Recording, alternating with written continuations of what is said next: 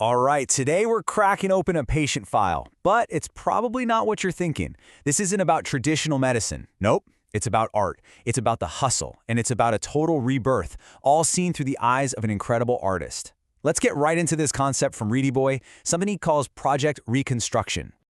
So right off the bat, with just 3 words, the artist Redi Boy is inviting us in. He's pulling us right into his operating theater. He's setting the stage for a completely new musical era, and it really feels like we're about to be part of the whole procedure. So, who's the surgeon in charge of all this? Well, let me introduce you to Solomon Adamu, though you probably know him better as Redi Boy. For this project, he's taken on a whole new persona, the musical doctor.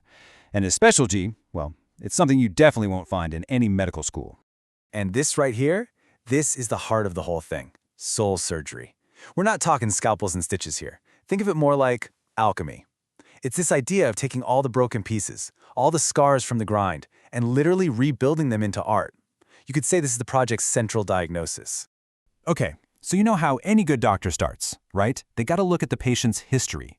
To really get why this reconstruction is so necessary, we have to go back in time. Back to what he calls the kerosene years, the time that really forged the man long before he became the artist. And man, when you look at his history, it's marked by some really deep stuff he calls early wounds. He lost his mom when he was young. He was raised by his aunt back in Kogi State. And his childhood, it was defined by the hustle. I mean, by the literal weight of carrying gallons of kerosene just trying to make it. Wow. I mean, this quote it hits you, doesn't it?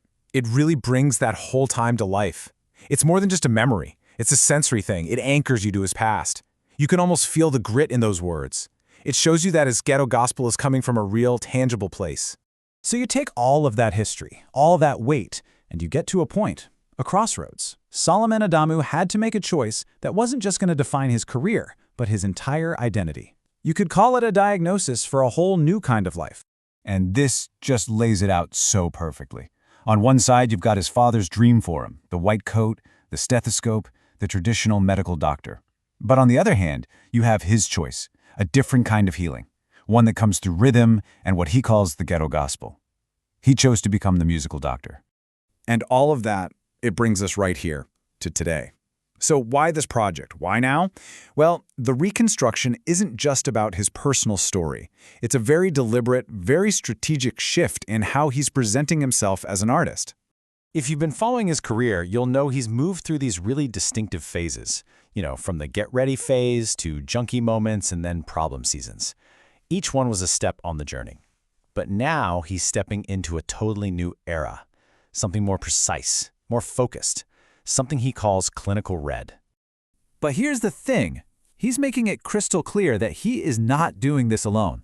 He says his fan base, the RBTrybe, is absolutely essential to this whole thing. They're not just spectators watching from the sidelines. No, they're the actual heartbeat on the monitor, the thing that's powering this entire reconstruction. Okay, so we have the diagnosis. We've gone through the patient's history. What's the actual treatment plan? What's the prescription here? Let's take a look at the music that's going to define this whole new clinical era.